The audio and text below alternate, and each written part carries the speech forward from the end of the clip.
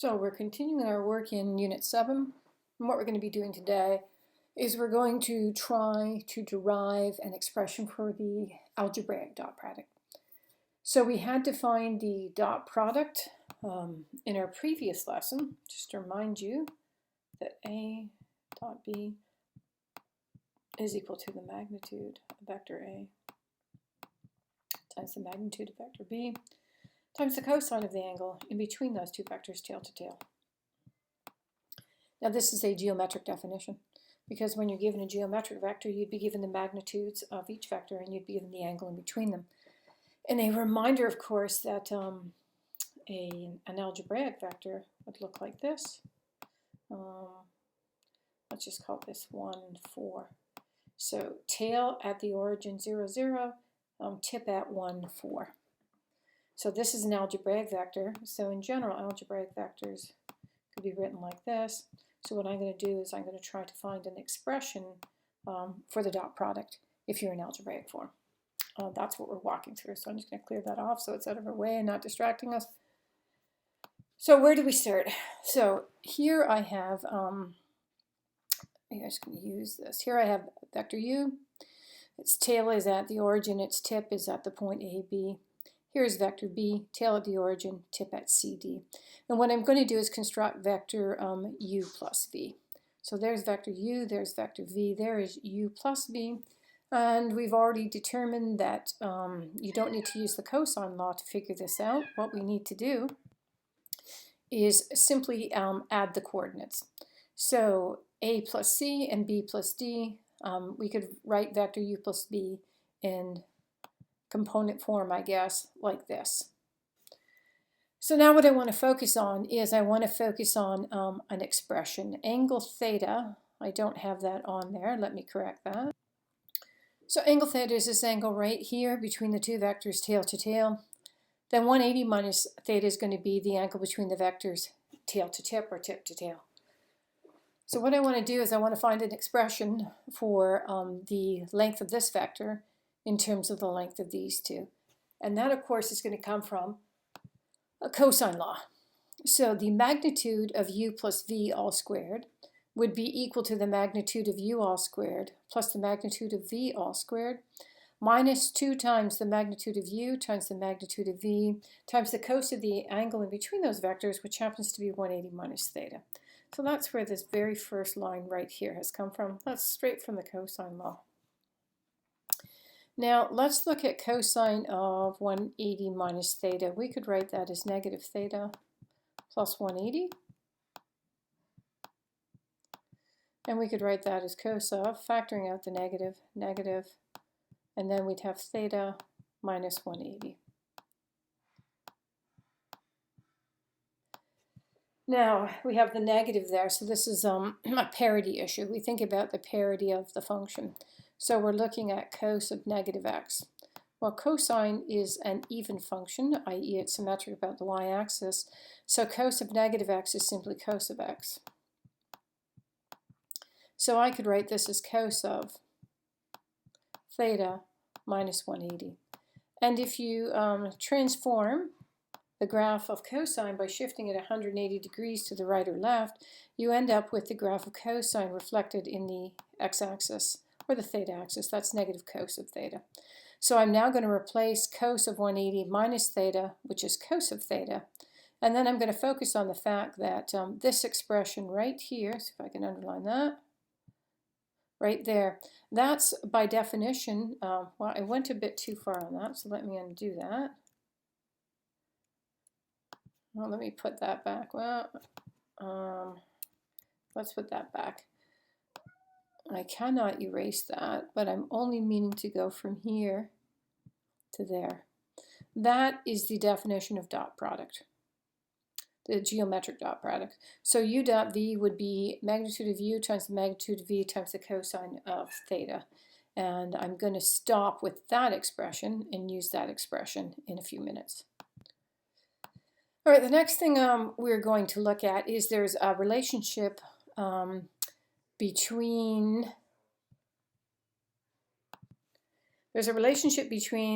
u plus v, and I haven't drawn them, so let me just sort of quickly do this. coming down like this. So now we have a Pythagorean relationship. An alternate way to, that doesn't look exactly 90, but somewhere around there. So by the Pythagorean theorem, the magnitude of u plus v would be this length, and that length happens to be a plus c all squared, plus the rise all squared, or delta y all squared. So that would be b plus d all squared. So the magnitude of u plus v all squared is equal to x squared having to be a plus c all squared, and y squared, or delta y, not y, but delta y all squared, and delta y, of course, in this case is b plus d. So the Pythagorean theorem gives us this. For the magnitude of u all squared by the Pythagorean theorem, we would be a squared plus b squared. And of course, the Pythagorean theorem gives us that the magnitude of v all squared would be c squared plus d squared. So that's showing you where each of these have come from.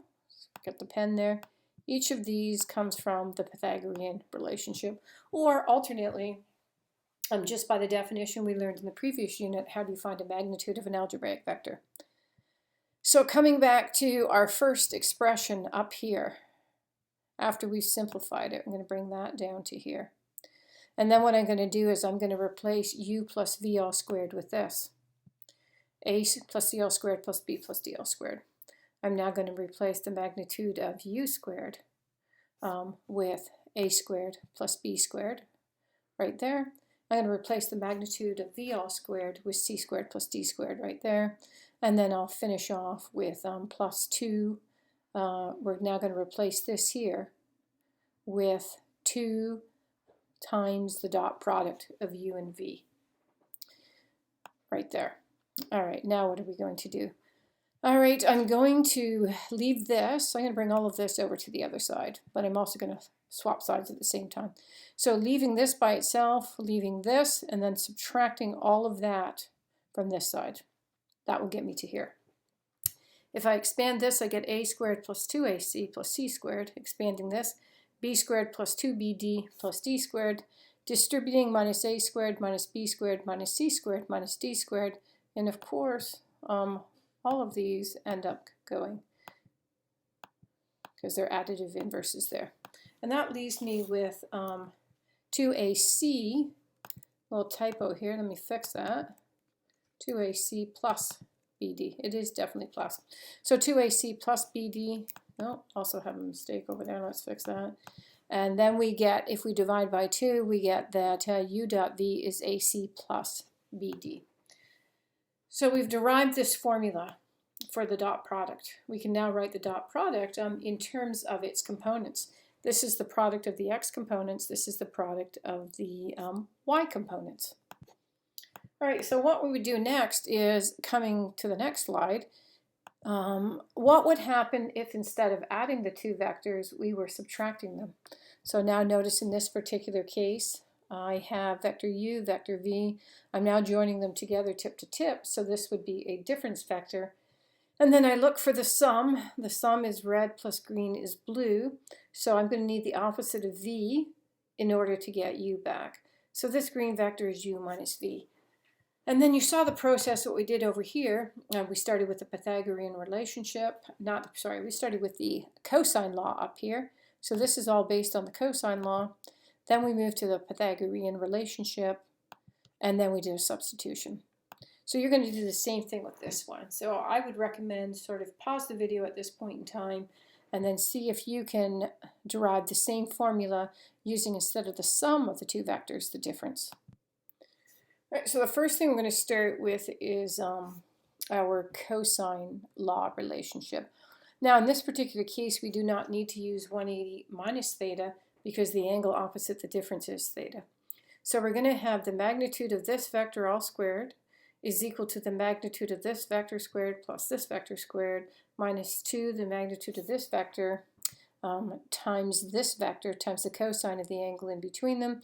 And just as we did before, we are then going to use the dot product on it. So let's show you what that would look like. So as I've mentioned, this first line straight from the cosine law, there is c squared, a squared, b squared minus 2ab cosine of c. In this particular case, c being u minus v magnitude, and A being the magnitude of u, and B being the magnitude of v. Of course, the angle between them is theta. So now we can do a replacement. The magnitude of u times the magnitude of v times cos theta is just the dot product of u and v, geometric dot product. Then we're going to use our Pythagorean relationships so we can come up with an expression for each of these. The magnitude of u minus v, magnitude of u squared and v squared. And we can do that in terms of their components. And that will get us to here. And again, in Unit 6, we learned that if you want to find the magnitude of a vector, you just look at the components of the vector. And of course, now we've got to get the components, like what is u minus v? Because we don't have its components written there. So what we'd have to do is we need to translate this tail back to the origin, so we should be doing minus c and minus d, right? So we will get a minus c, comma, b minus d, simply because this tail has to come back to the origin, minus c from here, minus d minus d. So the components of u minus c would be a minus c and b minus d. So according to the Pythagorean theorem, there is delta x all squared, there is delta y all squared.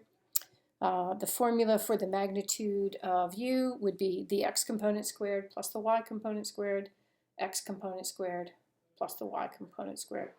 And then what we are going to do is we're going to substitute into here we're going to plug in a squared plus b squared.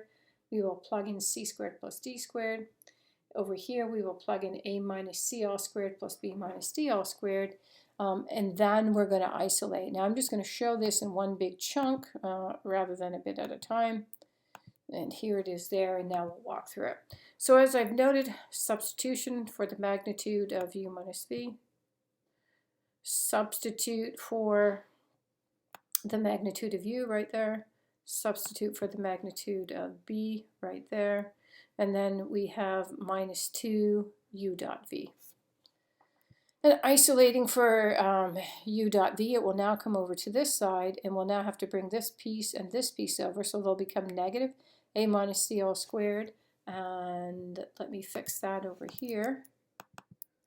That should be minus as well. So minus b minus d all squared. And then continuing our work here, expanding this a squared minus 2ac plus c squared, expanding that b squared minus 2bd plus d squared. Now, when we expand, we will get a squared minus a squared. We will get c squared minus c squared when we do that distribution.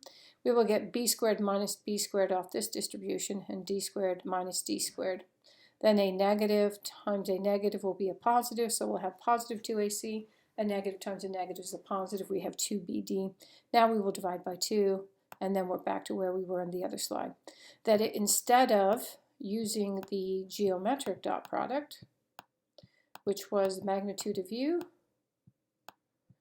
magnitude of v, times the cosine of theta, we've now found an alternate way to calculate this if we're in algebraic form as the sum of the product of the components. So the product of the x components and the product of the y components.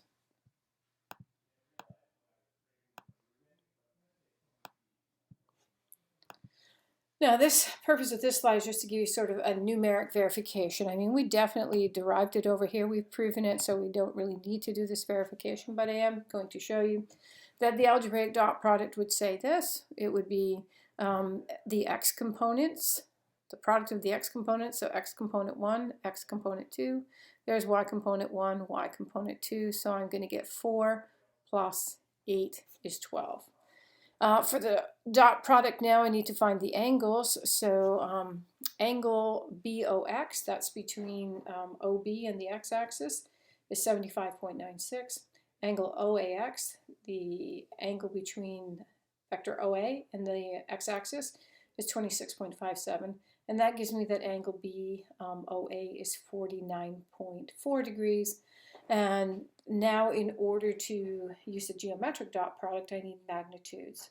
So to find the magnitude of this vector, I need to take its x component and square it, plus the y component and square it, the square root of that. The same for the other vector. We're going to get the square root of b1 all squared plus b2 all squared for its magnitude. And now, so I can show you, I'm going to call this the magnitude of vector A, the magnitude of vector B, and there's the cosine of the angle. I'm getting 12 back. So let's just keep this in quadrant 1 for now. And let me move this out of the way,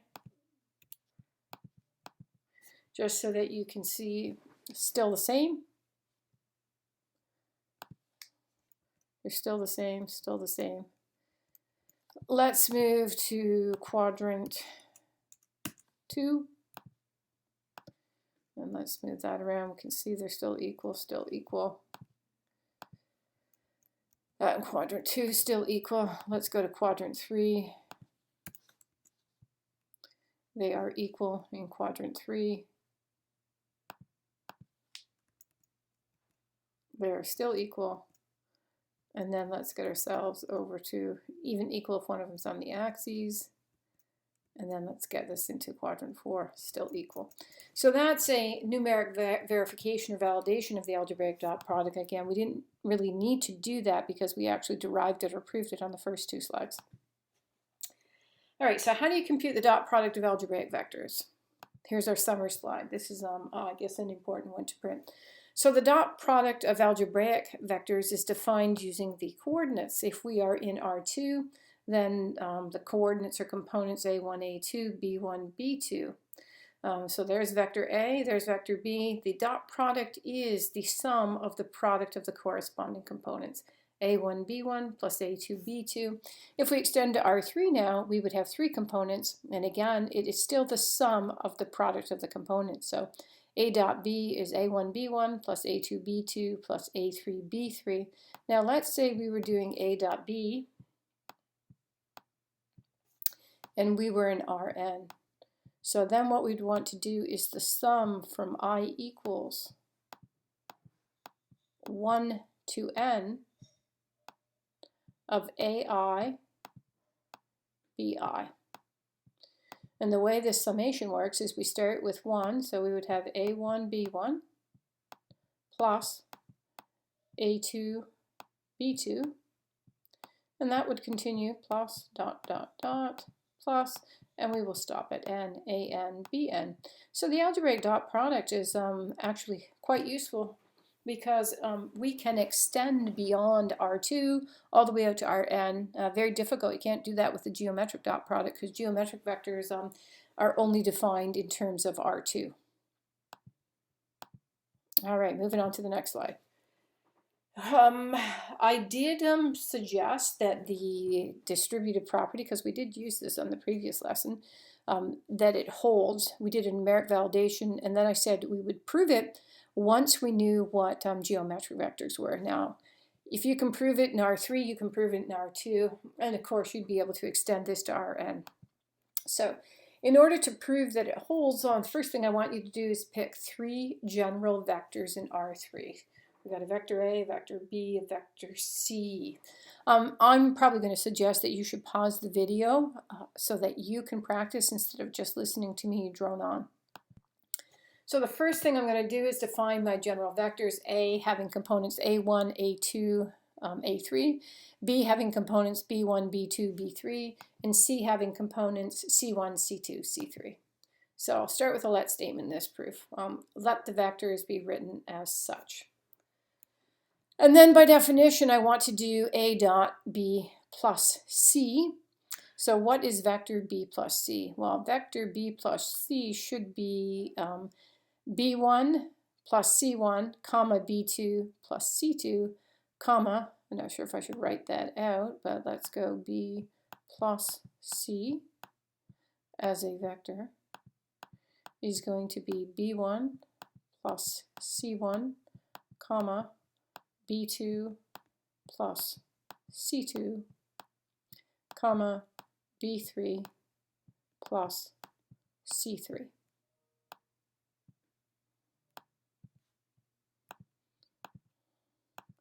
So now if we do A dot B plus C, by definition, we should take the product of the x components. So that's A1 times B1 plus C1 plus the product of the y components, A2 times B2 plus C2 plus, because we are in R3, I got to do this one more time, plus the product of the third components, A3 times B3 plus C3. And again, you could see how if you were asked to prove this for Rn, it would just be plus dot dot dot dot plus An in brackets Bn plus Cn. Now what we can do here, these are numbers. These are scalars, they are numbers, and we do know that the distributive property applies to scalars. So I am allowed to distribute now because I have changed them from vectors to numbers or to scalars. So according to the distributive property of real numbers, I would get A1b1 plus A1c1 plus A2b2 plus A2c2 plus A3b3 plus A3c3. Then what can I do? Well, we are trying to show that this is A dot B. And if I group this with this and this, simultaneously grouping this with this and this, I have the vectors arranged as I need to. Now, am I allowed to rearrange like this? Yes, because these are scalars or numbers, and the property, numeric property of commutativity applies. So by commutativity, I can rearrange these, and also associativity, because I'm putting them in brackets first, right? So throwing them in brackets, that's a bit of an associativity piece. But the commutativity of scalars allows me to change the order in which I'm doing this. In associativity, though, you can't change the order. So let's call this more of a commutativity thing. So changing the order, I get A1, B1, A2, B2 plus A3, B3 plus A1C1 plus A2C2 plus A3C3. But of course, this little bit right here is just A dot B, and that little bit there is A dot C. So that definitely is a proof that the distributive property holds, and in order to prove that the distributive property holds, we use two properties of numbers or scalars. We use the distributive property on this line right here, and we use the commutativity property on that line. All right, that concludes that example. Next example. So if I give you two vectors and I ask you to find the angle between the two vectors, you could try to use some of the principles we looked at in the previous lesson. Possible that you could try and convert these to, I guess we did that sort of on this slide over here. No, this slide. You could take this and try and convert it using tangents and the Pythagorean theorem to go backwards and find the magnitudes we need, and also the angle between them. But I think that's going to be a lot more difficult than it needs to be. So what I'm going to do now is I'm going to rearrange the dot product. Now, why can I do this? Because I have an alternate way of calculating this. We can calculate this algebraically, which means I can take this formula, rearrange it whenever I need to find an angle. So it's going to be relatively easy now to find an angle between two algebraic vectors just by remembering that we can rearrange the definition that we saw as a geometric definition. So now cos of theta would be A dot B divided by the magnitude of A times the magnitude of B. All right, so the first thing we're going to do is figure out what the dot product is, because I need the dot product for this formula. So A dot B is A1 B1 plus A2 B2. A1 is 4, B1 is negative 3, so 4 times negative 3 plus negative 2 times 5. So that's going to give us negative 12 minus 10, which is negative 22. The next thing I'm going to do is I'm going to have to calculate the magnitude of A and the magnitude of B. So the magnitude of A is going to be the square root of 4 squared plus negative 2 all squared. That's going to become 16 plus 4. So I get the square root of 16 plus 4, which is the square root of 20, which I did not do here, but I suppose I should. If this were university, they would want you to write this as 2 times the square root of 5, because that's in lowest terms. So we'll fix that. Now we go to the magnitude of B. It's going to be the x component all squared, which is 9, the y component all squared, which is 25, 9 plus 25 giving me 34, 34 not having any perfect square factors. In simplest form, I would get to that. Now I'm going to go back to the entire dot product instead of to this formula, but you could go to that formula directly. This is the dot product definition, I now am going to plug in for A dot B, magnitude of A, magnitude of B, and then I will isolate for cos theta. So negative 22 is, I have it as the square root of 20, but it could be written as 2 root 5 times root 34 times cos theta. So if I want to isolate for theta, I'm going to need to do negative 22 divided by root 20, also divided by root 34, and I'm going to need to take the inverse cosine of that. So theta is the inverse cosine of, as I mentioned, negative 22 divided by root 20 and divided by root 34. Punching that into my calculator, I get the angle between those two vectors as 147.5 degrees. So simple matter to find the angle between two algebraic vectors, simply rearrange the formula for dot product. Next example. For what values of m would these vectors be perpendicular? So the first thing you have to think about is, if two vectors are perpendicular, what does that mean? That means the angle between them is 90. And of course, we've discussed in terms of a dot product, the cos of 90 is 0. So the dot product will be 0. So that came from the previous lesson. That's important. If you want to prove that two vectors are perpendicular, then you take the dot product and demonstrate that it is 0. If you are trying to solve a problem, in this case we have a problem, find the values that we could put here so that the vectors would be perpendicular, then what I need is I need the dot product to be 0. So we'll start with that. I need A dot B to be 0. Now A dot B, so we're going to do m times m plus m times negative 3 plus negative 3 times 6 equals 0. That's going to give me m squared minus 3m minus 18 is 0. That's readily factorable. It factors into m minus 6 times m plus 3. That gives me that m is 6 or m is negative 3. So two possibilities for the vectors. We could have 6, 6, negative 3, and 6, negative 3, 6. That's my first possibility. So let's show that vector. 6, 6, negative 3, 6, negative 3, 6. And now let's verify that this is correct doing a dot product. So we're going to get 36 minus 18 and another minus 18. And of course, that's going to give us 0. It didn't ask me to do this, but it's not a bad idea to do this just to ensure that I am correct. And then the other vector is going to be 3, 3, negative 3, and 3, not 3, but negative 3, negative 3. So negative 3, negative 3, negative 3, negative 3, negative 3, and 6. And again, to verify this, we're going to get 9 plus 9 minus 18 when we do the dot product. And that gives us 0. So definitely two possibilities for these vectors. Here is pairing number 1. There's pairing number 2.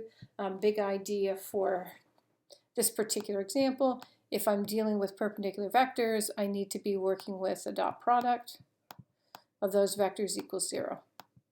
And that might give me an equation, as it did in this case, gives me an equation that I can solve. All right, one last example for today. So we're now moving from this case here where we were in R2, we are now moving to R3. So find a vector that is perpendicular to each of the vectors 1, 5, negative 1, negative 3, 1, 2.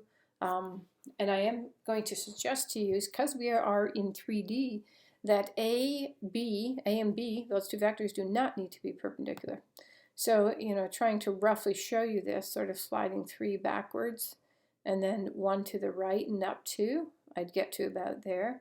Going 1 forward and 5 to the right and sort of 1 down would get me to about there. That's more challenging to appreciate because this is a 2D rendering of a 3D object, but I am going to show you that those two vectors would create a plane. So let me put the plane in there. And so how many vectors can you hold to that plane that would be perpendicular? There could be an infinite number of vectors that would be perpendicular to that plane. Now those vectors don't need to be perpendicular to create a plane. So if you could pick up, if you have pencils or something in front of you, put two vectors together. that is creating a plane. So you could put a piece of paper and those two vectors are sitting on a piece of paper. That's the plane created by those vectors. And those vectors don't need to be 90 degrees at all. So A and B don't need to be perpendicular. If you then hold a normal to that piece of paper, you've now created what we need. We're trying to find a vector perpendicular to both. So where are we going to start? I'm going to need a way to represent vector C. So C is going to be X, Y, and Z. The first thing I need to think about is this vector C needs to be perpendicular to vector A. So that says A dot C needs to be 0. So that says that 1 times X plus 5 times Y times -1 times Z needs to be 0. And that's going to give me X plus 5Y minus Z is 0.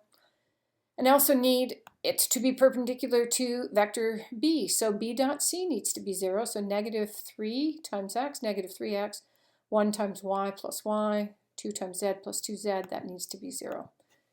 So now I have a system, a linear system of 2 equations and 3 unknowns. So there will not be a unique solution with 3 equations, 2 unknowns, but I'm going to be able to find a relationship between them.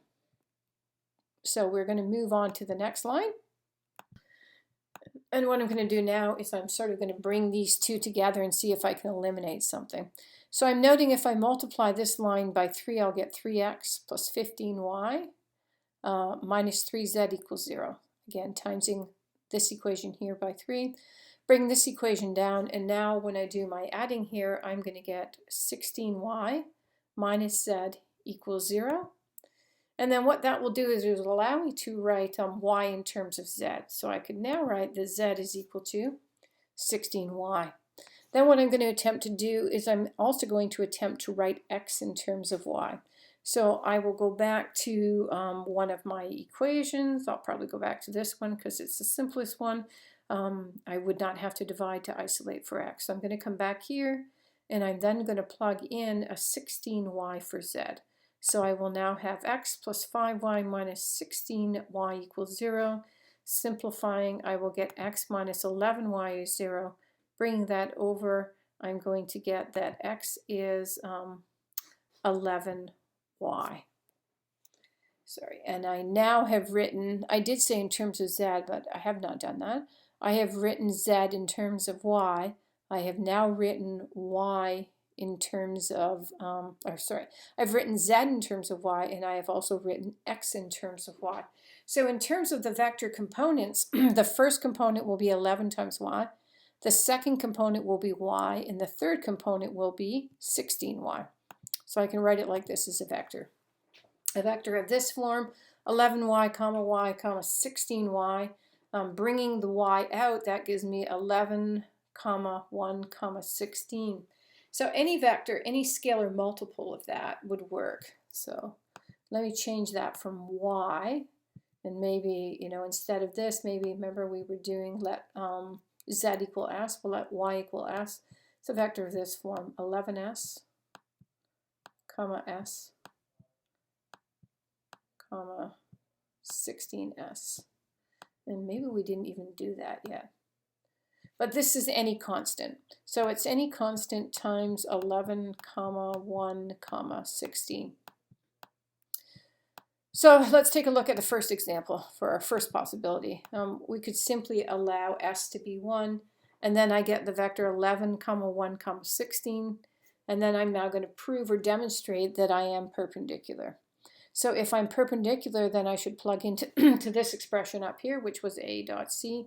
I'll get 11 plus 5 minus 16. 16 minus 16 is 0. Definitely perpendicular to vector A. Checking vector B, I'm now going to plug into this equation because this is the equation for vector B. I get negative 3 times 11 is negative 33, plus 1. 2 times z is 16. Negative 33 plus 1 plus 32 is 0. So I verified that this vector C, which is, maybe I should put vector C in front of that, just so that we can see where that came from. Possible that vector C is that. That's not the only possibility because there's lots of scalar multiples, so let's take a different one. I could do vector C